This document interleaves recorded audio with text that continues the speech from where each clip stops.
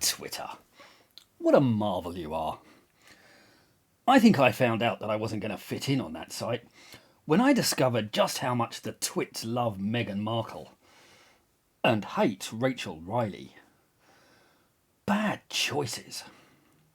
And sure enough, I got a lifetime ban in under a month, primarily for the crime of being not left-wing. I took that as a badge of pride, frankly. If I'd been made to feel welcome in that morass of hate and derangement, I'd have been rather concerned.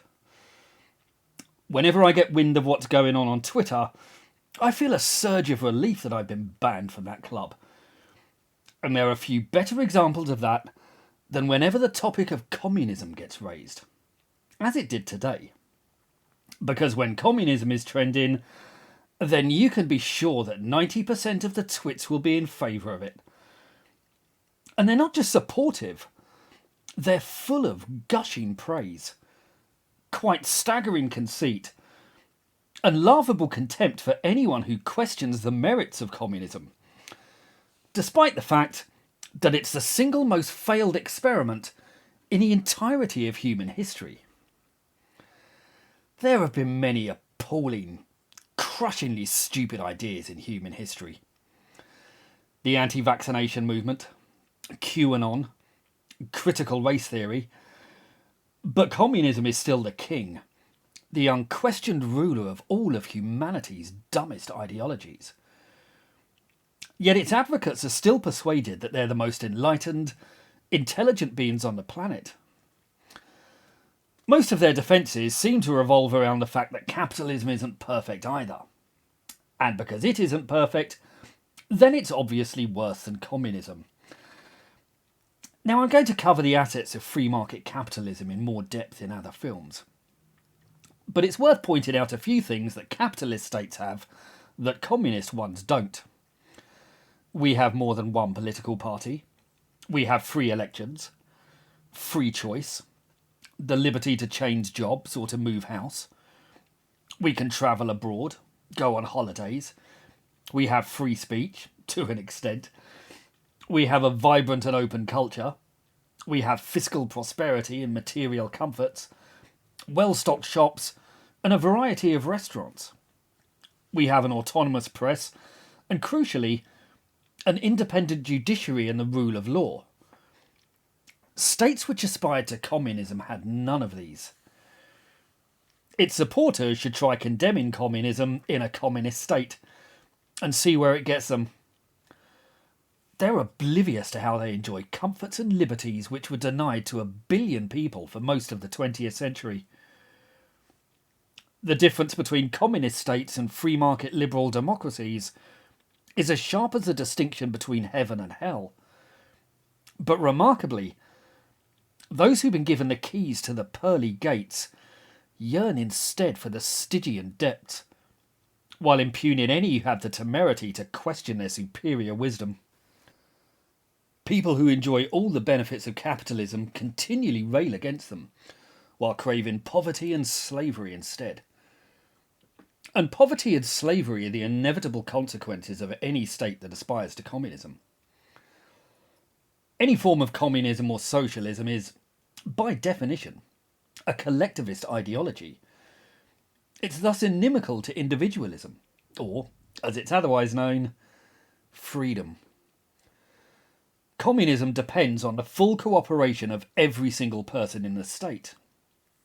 Yet there'll inevitably be many people resistant to it, many who resent being stripped of liberty, of free choice. So they must be coerced. They must be denied democratic alternatives, so elections must be outlawed. They must be persuaded that the communist path is the right one, so overwhelming censorship and propaganda must snuff out all alternative ideas, must continually bombard them to persuade them that there's no other option.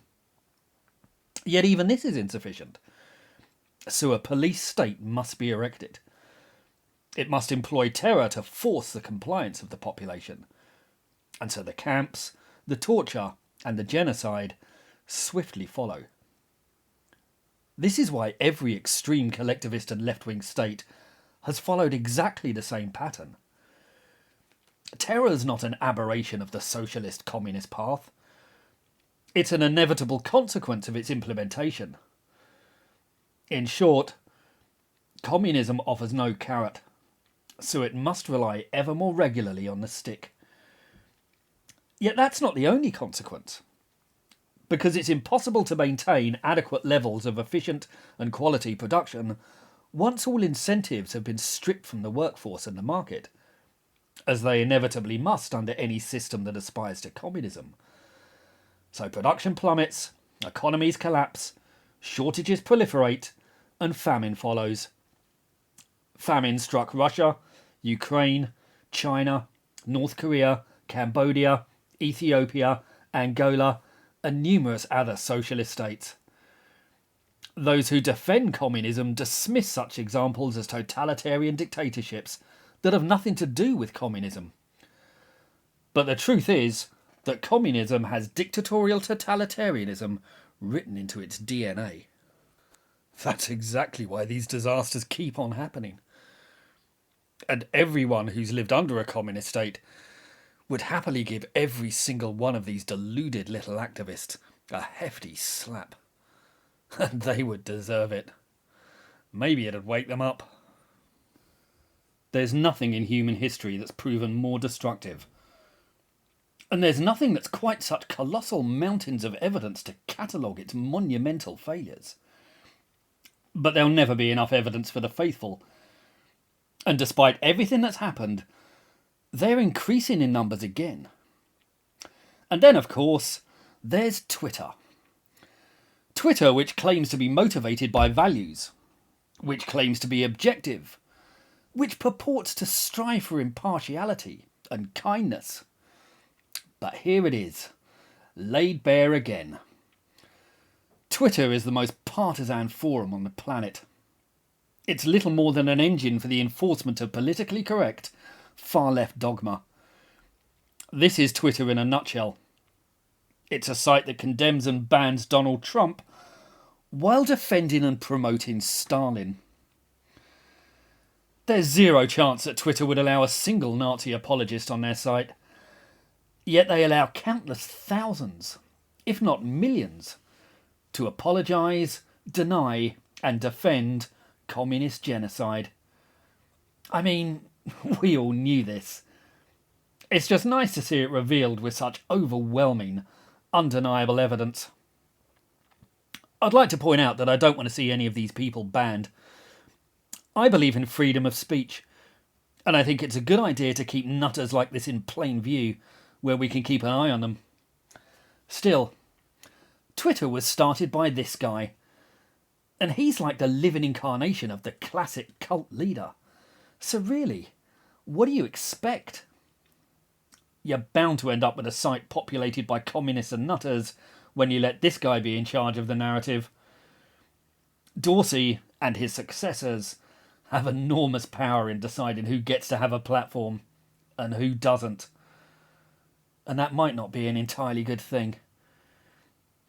Anyway, if you want to really know about communism and why free market capitalism is so superior, apart from just looking out your window, I've written 2 books which go into enormous detail.